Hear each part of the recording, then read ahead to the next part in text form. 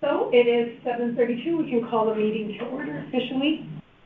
Should we start from the beginning then, or should we? And then I'd request a motion to waive the usual order and do the presentation. All right, let us have a motion to waive the usual order of business, so we can. So moved. Yeah. So moved. Right. All in favor? Oh, yeah. Okay. Aye. Aye. We'll save that. All right. Unanimously. So, Safina, why don't you kick it off and start the process here? Yeah. So, hello everyone. So you might remember last month, I believe, Kathy came over as our little guest speaker, and we presented the anti-vape videos. Just a reminder, these are funded from the health department in collaboration with Fairfield Cares and the teens who are here today from Fairfield Ludlow, Fairfield Ward, Fairfield Prep, and Notre Dame Catholic. So we're really lucky that all four of the high schools in town joined in on this. And we received money from our per capita grant, which allowed us to pay for the video production of these from Alex, who is phenomenal. And so just a recap, this idea came. We all know vaping's a huge problem, especially among our teens, and what can we do? And what's better to reach the teens than teens themselves who are experiencing this at the schools. And so these videos are their ideas, and Alex did a fantastic job at capturing and making it come to life. And so we have Pedro and Scarlett here.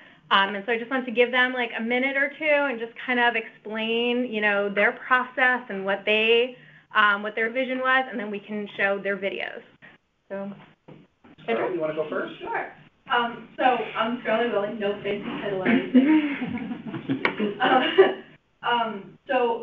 When I was doing broadcast journalism in school, so when I heard word of a video like going around in collaboration with Fairfield Cares, I'm like, oh, how cool! Might as well try it, So I tried joining it, and I'm like, no, this is really cool. Might as well continue with it. So we had many discussions on what these videos should be, and it went from one really long video to many chopped up little videos. And I think the overall process was really fun, and it's really fun to learn with so many professionals. And I think it was a really awesome opportunity that I would definitely cherish.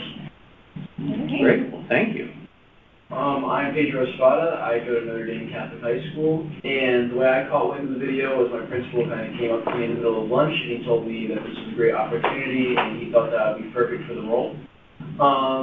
So it was something that kind of came naturally, because I'm kind of like, for the basketball team, I'm the team therapist, if you want to put it that way. And one of the most common problems is vaping, and this idea of last play of the game, I can't produce because of my bad habits, right? So it was an idea that I told Alex about, and we workshopped it, and it was what ended up going into the commercial, the idea of bad habits. And I started an analogy of bad habits on the court that lead to the bad habit that is vaping, and a story that was just so prevalent in the locker room that I really wanted to speak about. Great. Alex, do you want to say anything about the experience? Oh, I had every bit as much fun making these as you guys, it sounds like you did. It was eye-opening. I have young kids who are here in Fairfield, and one day we'll, I guess, walk into that 9th grade bathroom where people will hopefully have quit vaping. But because of these videos. That's all it took. No, but I think it was. We had a lot of fun talking about these ideas, trying to come up with a way to, it's hard, I think, to tell anybody don't do that because it's bad. But I think if you can come up with kind of a unique pitch, which I think we did, and we did all these little, bits, these little videos. They're all different, and they kind of come at it from a slightly different angle. Some are with humor, some more serious.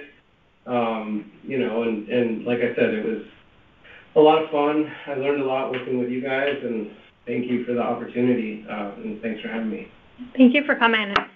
I know that all of the kids really take pride in these videos. I mean, we had a little launch party with them, and it was coming down to the font and how long the pause was between the music and the intro, and they really got into it. So I hope you guys enjoy it as much as we have. Kathy, do you have anything to say before I play? I think just a little focus group, having our meetings with the students as a preventionist, and to learn that a lot of teens will vape as a way of connecting, to form connections with peers. And I thought, that's really good information to know. And so that whole idea of, providing opportunities for, positive relationships and helping teens to understand that, having those, a friend group that has those values in common with youth, just to help change the norm around, a particular behavior or habit, can really go a long way. And I think that's what these videos are really intended to help with, is that peer-to-peer messaging. And I was so impressed that it was in our first meeting, I think, that we came up with the theme, or that the teens came up with the theme, Don't Start Now. I thought, wow, that is just great, because we want our freshmen here on the group, to understand that this is something you just don't want to start, and for those that have, we hope that you would quit and providing resources to help. So it was a lot of fun. And I really hope these get shared widely and have an impact. I really hope that they will have an impact. So, yeah. All right. With our friend, it's attached, so hopefully that will get taken tomorrow and get shared even more. So, let's see. Took a lot of bad habits as a basketball player. Dribbling too hot, following through, playing still rough, stuff like that. But the work. Let me just increase the volume. If you have the Vimeo links, they'll probably play better, but. Versus this? Yeah, I couldn't find it, so okay. Let me just increase it on here. No? Is there a TV remote control? Not there, like.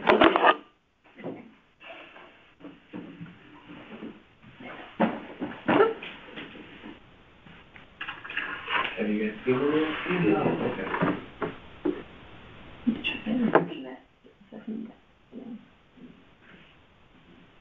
I picked up a lot of bad habits as a basketball player. Dribbling too high, not holding my follow through, playing still rough, stuff like that. But the worst habit that I've picked up is off the court. Vaping keeps me up at night. I just get this image in my head, Flash playing the game, time, counting down, the inevitable feeling of I need this play. What if I don't have the energy because of this bad habit that I could have broken if I put my mind to it? My vaping habit influences every play of the game, not just that last play. I wish I'd never started. Don't start now.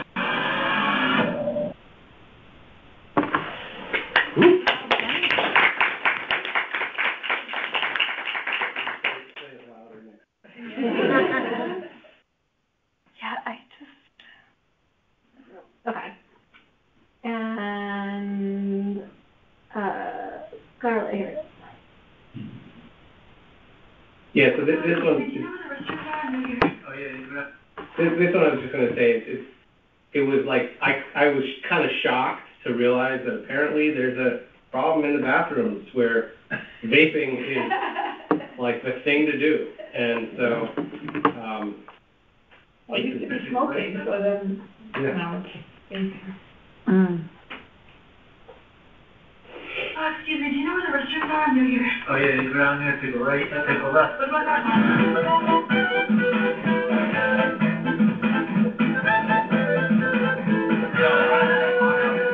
Banana ice is the best place. You know, I'm definitely tired. Here, try this one. You don't want to go in that one. I gotta go, and now it's so far.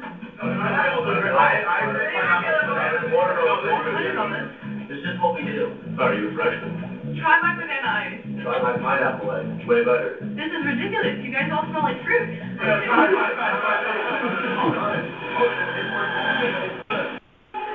I'm not sure how to turn that.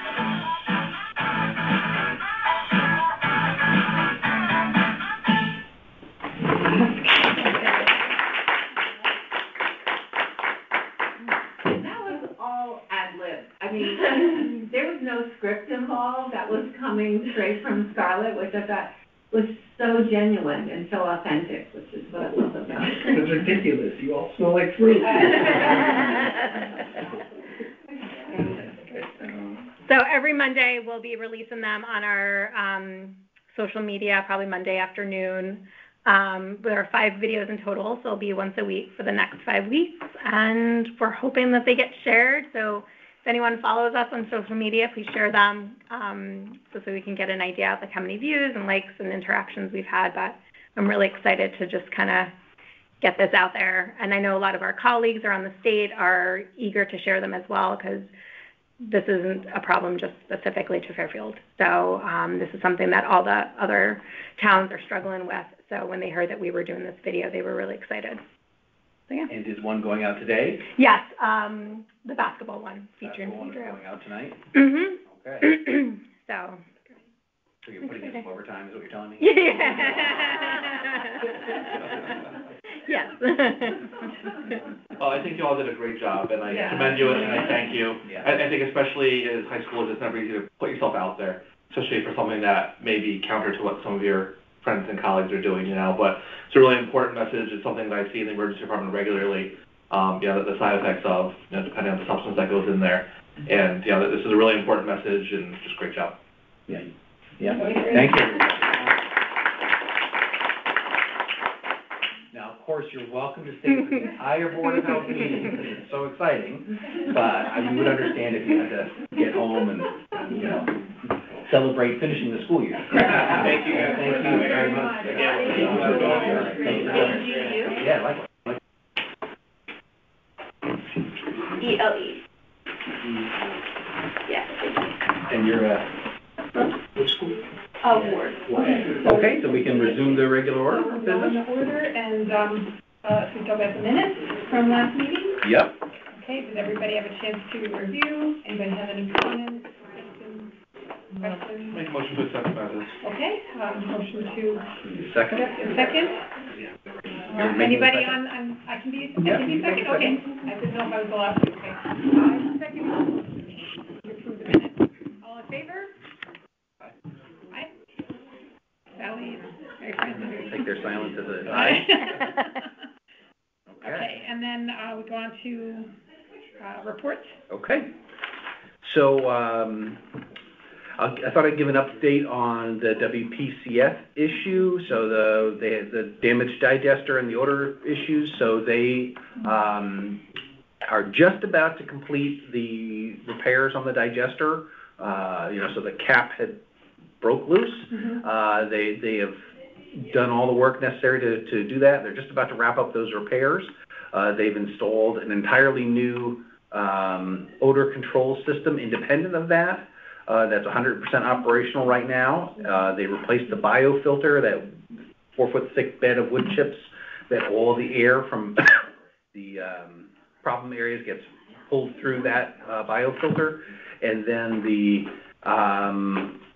process of commissioning the digester will take about 45 days. Once they finish and get the okay to start, they have to basically gradually fill it and maintain the sort of bioactivity that's in there with a balance of the effluent and the sludge and the heat and all those things. That takes about 45 days before it's up to its full functioning optimal state.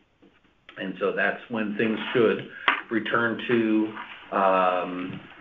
at least as good as they were before, and hopefully better, in the sense that they have this new secondary odor control system, and they've connected some additional spaces at the WPCF to the biofilter, so they're pulling that air through the biofilter. So we hope that we'll see significant improvements. In terms of meetings, this month we had our annual Shoreline Departments of Health meeting, where they bring together all the coastal directors of health and talk about any changes to the water sampling program. And so, that we do the week before Memorial Day till the week before Labor Day, we do water sampling at all the beaches. And so just talking about any changes to that, any procedures, sharing about last year's results, and some of the different new resources out there for monitoring beaches in terms of some of the EPA tools that are available. We continue to have twice a month meetings with DPH regarding COVID and infectious diseases. CDC meetings are happening once a month now. Our Emergency Support Function 8, Public Health and Medical, meets regularly once a month. Our City's Readiness Initiative continues to meet, where we talk about mass dispensing. The Connecticut Association of Directors of Health continues to meet to talk about legislation. There's a couple bills that came through recently that we discussed just recently about, a variety of them, of audits of local environmental health food programs. Was one of them that was put into the past, apparently. And then some other things related to the FDA food code are coming into play. Anything from like a negative perspective from your standpoint?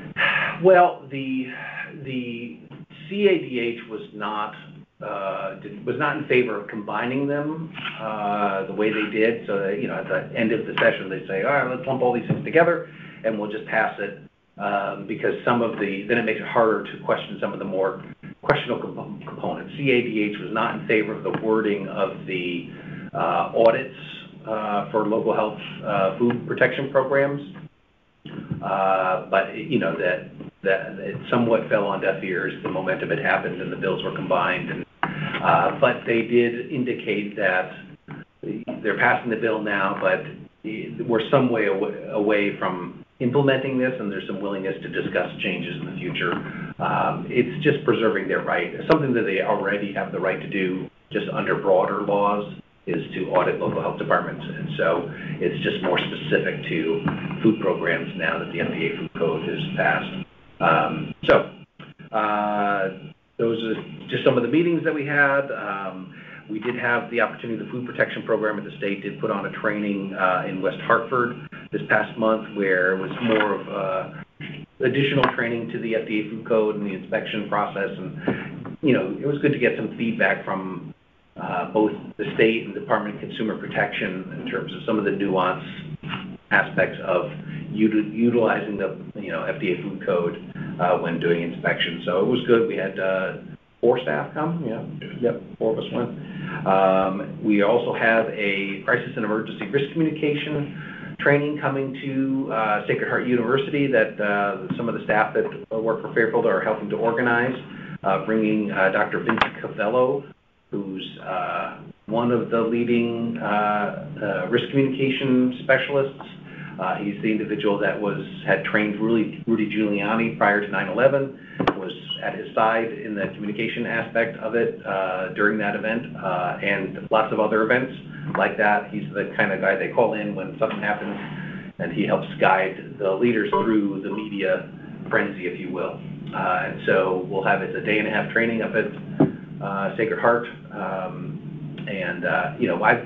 We've brought it here twice before in the past, once in 2015, and I think probably 2010 or so before. And so it's good training, and it's always a good refresher. And there's a lot of new faces in public health now, and so it'll be good to get that training out there. Santina did offer the QPR training, the question, persuade, and refer training to the health department staff. Her and Julie, our public health nurse, offered that training to about 10 of us, the office-based staff.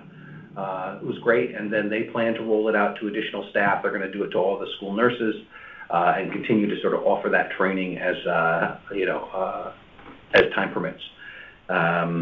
Regarding the fill use update, we have three remediations going on right now: Mill Hill Road, Hillside Road, and Ronald Drive, that are going well. Not a lot of, we sent out letters to all the impacted homes where remediation was happening. It's all happening on town property, but it's in that right of way, right by the street. These are 2 curb projects and a sidewalk project.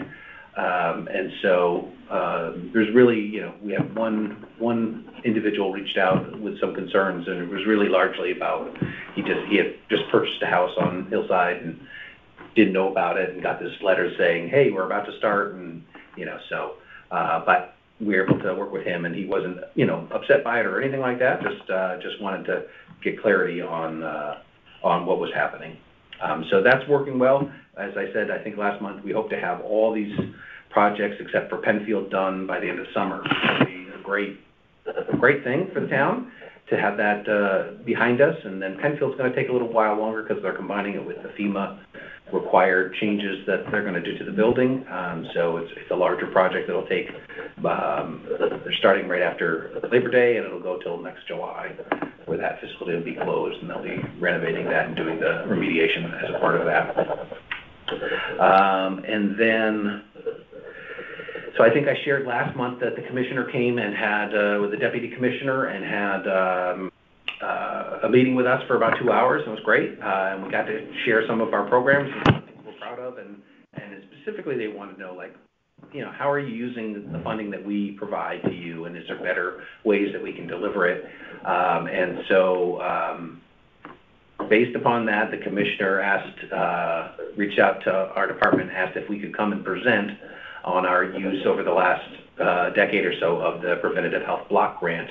And that's our grant that Santina administers, and Sarah Levy before Santina, that we've been doing for 10 years now. You know, all the bike lanes and bike striping and bike signage, pedestrian improvements, the bike share, and all those types of environmental improvements to promote healthy living and active lifestyles. And so we're happy to do that. We're proud that, you know, we got picked to do that presentation, so we're looking forward to that.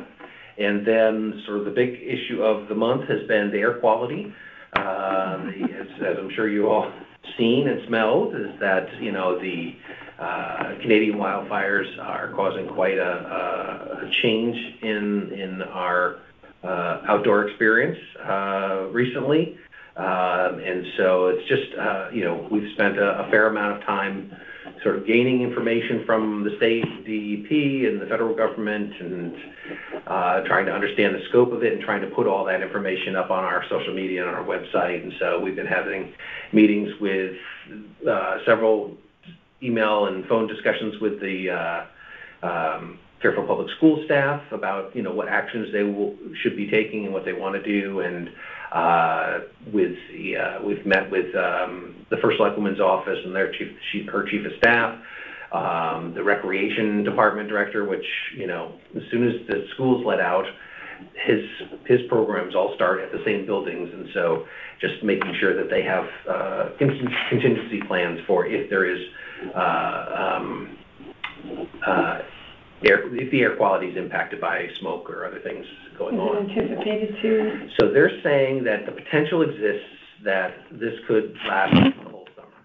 That these impacts, because at last I looked, there was 420 or so. The fires aren't contained at all yet? Yeah, so they're only fighting about half of the fires that are actually happening, and of the ones that are happening, they're so large that it's very difficult to contain them. Yeah. And so they suspect, you know, the Canadian government said this, you know, we just don't know if we'll be able to get ahead of it, that this may happen all summer. Now, it's not to say that the smoke will reach here like it did, but, you know, it wouldn't be unexpected that we'd have more impacted days like we had last week. It shouldn't be a surprise. So what we've done, you know, DPH has put out some guidance, and then so we've, you know, posted that guidance, and it really is, you know, for folks to understand. And what we've been trying to do is get people to understand, you know, you need to, you know, if you're sensitive to changes in air quality, you need to go to the airnow.gov site and look at what the forecasts say for each day, and to check them regularly, because it's throughout the same day, it's changed. Throughout the same day, it can change. And so it really, you know, individuals that have those kinds of issues, but everybody as well should understand how to check the air quality, how to know, like, all right, this is going to be bad, so, you know, you need to alter your behavior in terms of strenuous exercise, lots of activity, especially if you're sensitive to that, and to the point where, you know, if it's, you know, if it's really bad, like we had the other last Wednesday, you know, we had a patch of particularly dense smoke move through Connecticut, and it got to, you know, very unhealthy levels. And so even considering wearing an N95 mask or a KN95 mask when you're out, especially if you're sensitive. And so you may have seen in the lobbies coming in, we have N95s out there for people to take. We ordered from the state 20,000 more that we got today. And so we'll be distributing those around town, like we did with the test kits that we got recently, which we just got rid of the last, Who would have thought the masks that we never used in our entire life, now we're done with COVID and now we're going to use them for something. I know. Yeah. I know. Yeah. Strange. And so we've got a lot of masks, and so but we'll see. If people take them, great. If, but just to have them and have them available if people want them. I knew, I just wanted to try it last week, so I stepped outside of the building and I smelled the smoke and I said, okay, let me go back inside, and I walked around for a little bit and then I put the N95 mask on to see if, even with my beard, it would make a difference, and it's definitely made a difference for me. It's just a subjective kind of thing. It's like, I couldn't smell the smoke, couldn't taste it, it just felt like, all right, this is better, So I wore it, got in the car, took it off while I was driving, and wore it back in the house, So it definitely helps. Not that I have asthma, but I'm not particularly sensitive to particulates, so. We should be telling people to, if they're in the car, to use the recycle. Yeah. Can't let the outside in. Yep. And so that's what we're trying to do, is promote people to make their own decisions in terms of what they feel is best, and the same for the leagues and the camps and that as a town, the situation is so variable from one part of the day to the next that it's very difficult for us to sort of dictate, and be on top of every practice and every. But can they just at least put out an updated Fairfield, particularly Fairfield air quality score throughout the day? So if you go to that Air Now site and you type in your zip code. Somewhere, so does it come on the Fairfield on the social media too? Just kind of the post saying. So we put it on our social media, so we do that regularly. But it's basically you really need to go and check it to see where it is, because it really is. It's so variable from from even sensor to sensor. If you get down to the level where you look at the actual sensors that they have deployed throughout the state,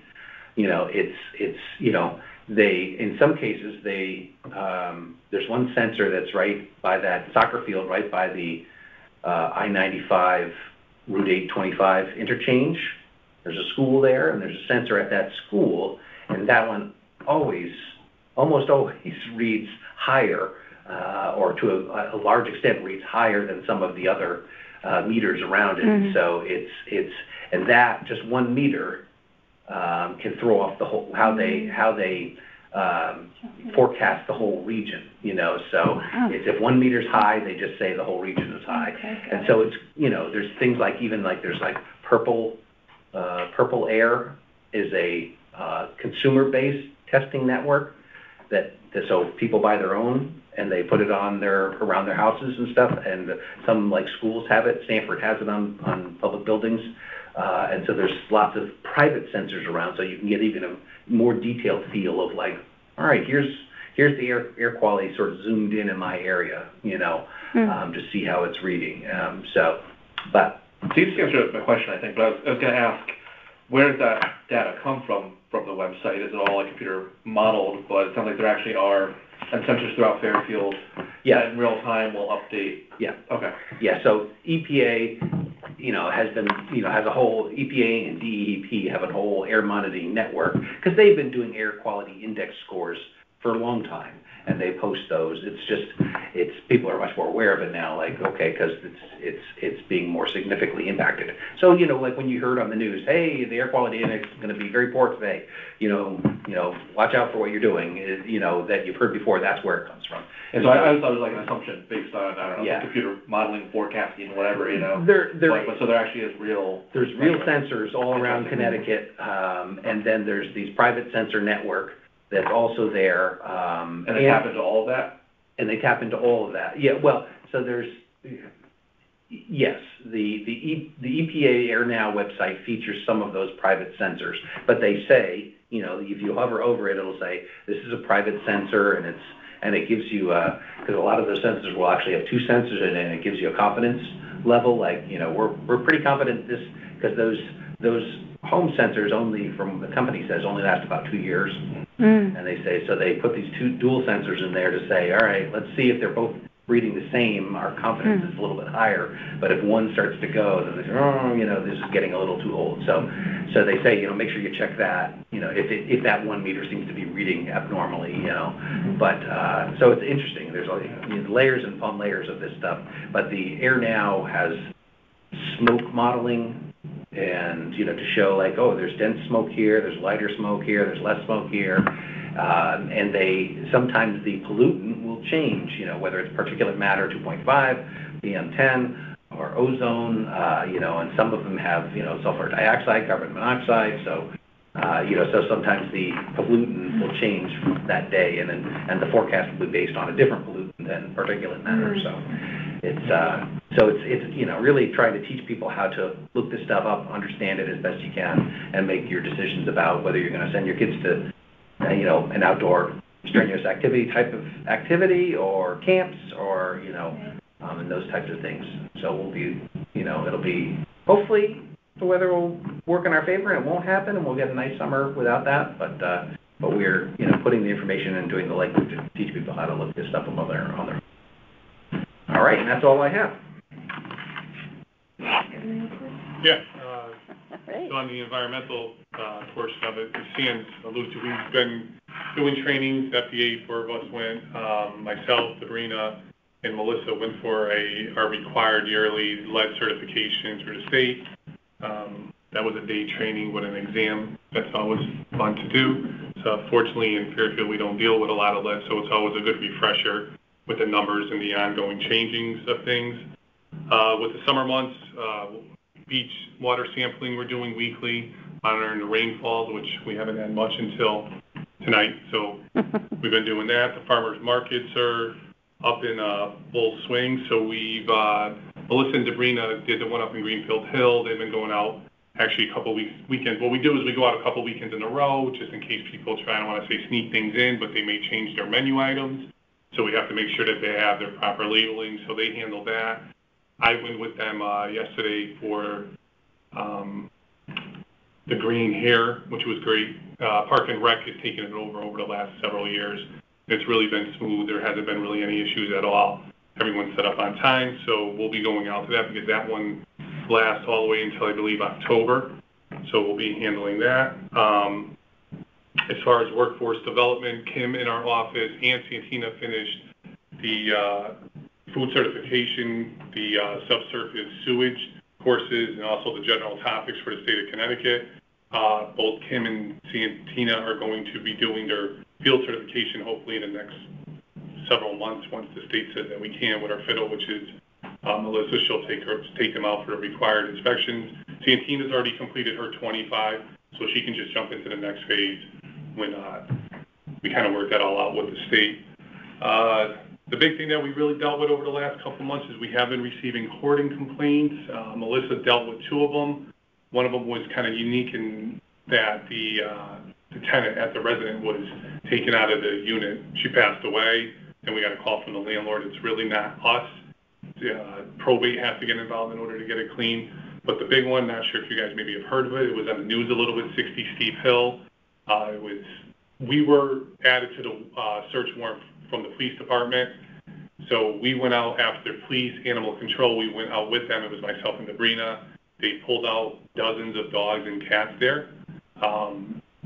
We actually condemned the dwelling unit, and the residents declared it unfit. Unfit, yeah, sorry. Declared it unfit for unsanitary reasons. They relocated to a motel for, I think, about a week. They cleaned everything up themselves, and then Melissa and Sabrina went back out. I wasn't here, and they were allowed to go back in. It was quite interesting because there were many police officers there because the amount of dogs and cats that were there. There were animal control from several different towns. and they just kept pulling out dogs and cats over and over for several hours. Wow. So they're handling that on their end, but the family is back in there at that time, at this time, I should say. Just typical, everyday life, opening up restaurants, different ones open up. We've been dealing with those. Pretty much that's what we've been doing for environmental health. Great. So. Thank you. Okay. Communications next. We have none.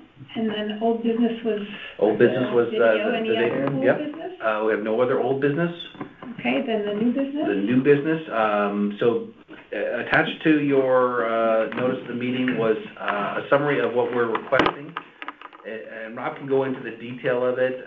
In general, we're taking out some sections of our health code that are related to dwellings in basements and cellars. Oh, great. And we are basically, because it's inconsistent with the building and fire codes, and Rob can explain, sort of what's we're basically saying, taking that section away and saying, any dwelling in a basement or cellar has to be compliant with the building and fire codes and zoning and any other applicable codes. And so just being more general on that, because we came into a scenario where So our basement and cellar for rentals, because we only get involved when it's rentals as far as being habitable area. So for as long as I've been here, we've had an extremely stringent code. The biggest, I guess you could say, area that owners would not be able to comply with us is the ceiling height. The ceiling height for basements or cellars are 8 feet 6 inches in order for it to be an apartment, any habitable area at all, which does not reflect what building code has nowadays. So we ran into a scenario that there was a 2-family house that the owner has a unit upstairs. He put up extra bedrooms up on the 3rd floor, which were approved, and he didn't get them out up there, but were approved by building and fire. So that met code. The 1st floor, he added, in the cellar, he added 2 bedrooms downstairs. But when he added the 2 bedrooms, he went through building, he went through fire, he got a state mod. So the ceiling height down there is probably about 6'7", 6'8". So it's been approved by the state, so the building department is forced to approve it because they have a modification.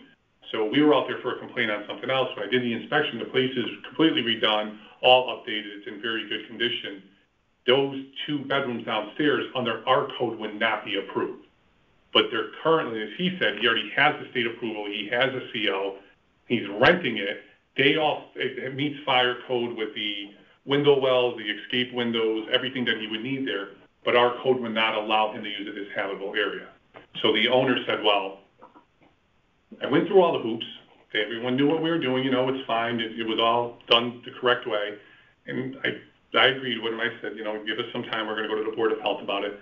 And it's also scenarios such as that if an owner is occupying a house now and decides to make the basement livable area, but then wants to rent it, they have a CO as livable, habitable area for the basements, which does not meet our code. So then you get into that area that, well, building and fire said it's okay, so why is the health department saying it's not?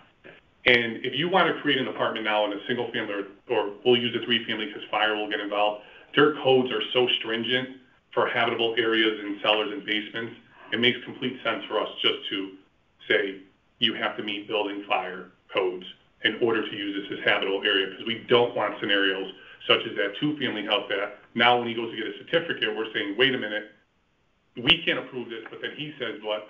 State says it's fine, fire says it's fine, building says it's fine, why is health more stringent? We don't want those scenarios. So it would make complete sense for us just to say, meet their codes, and we're good with it. Got it. Yeah. So does this in any way impact, I guess, your average homeowner not renting an apartment at all, but they've finished their basement, these are for their own family purposes, but maybe they did it, I guess, without going through permitting? So that's the thing. If it's owner occupied, we don't get involved. As we met with the building official upstairs, say, for instance, someone has a 2-family house and then decides to, or we'll give that 2-family house an example, and he made those rooms without permits, zoning, building, fire, ourselves, nobody recognized that as livable space. So now they would have to go to the building department and go through all of the channels and get their permit and their CO. So just because Like, we get a lot of things in our office now from years ago that people will come in and say, well, the basement was finished when I bought it, it didn't have a CO. You know, a lot of mortgage companies and a lot of insurance companies say, no, now you gotta go to the building department and you have to get a CO. So it would not impact that, because you still do need a CO for that. We would say, you know, you did it 10 years ago, but unfortunately, you're gonna have to meet codes today. Got it. So you can live, if it's your house, just not rent, or not even, you shouldn't? Well, if you have a single-family house and you're owner occupied, you couldn't rent any of that space unless it's like a room upstairs, because then you're creating a two-family house, which then you have to go to zoning first. You'd have to jump through all those hoops. Like, if you have to create a three-family house, say you want to take a two-family house and make it a three-family house, the codes nowadays are extremely hard. They're very, you know, smoke detectors. Sometimes they require sprinklers, fire-rated sheetrock. It's not easy just to create a unit. So, but what we don't want is that building and fire say, oh yeah, it's okay, you can create this unit, and then when they come to us and say, well, now I want to rent this unit, I just spent $250,000 on it, and we say, well, no, you can't, because your ceiling height's only 7.5, and we require 8.6. Or we require all our window space completely above grade, when the building code and fire code just says you need an escape window into a window well that I believe is 4x4 that you can jump into and jump off of, which our code would not allow. So we just don't want to contradict with the building and fire. And so there's not already a provision in there that has one set of regulations superseding another to, you know, so this basically brings harmony to everyone. Yes, exactly. Okay. So, the motion that I'm requesting there, which should hopefully be read. Okay, so can I have a motion to approve the proposed changes to the Fairfield Public Health Code? Do I have to say the sub 7.6 A, B, C, D, and E to be approved? So moved. Second? All in favor? Aye. All in favor. Great. Okay, and all these as well? No, just this top motion is what, okay, you know, perfect. what needs to be read. So to basically that enables us to remove those sections of the code and replace it with the language there that says, you know, that, no basement or cellar space shall be used as habitable room or dwelling unless it complies with all building, fire, zoning, or other applicable codes. Great. All right, and that is all the business I have tonight. Okay, so motion to adjourn Second. at 10:15 p.m. All right. Second. Thank you, everyone. Thank you very much. Thank you. Thank you.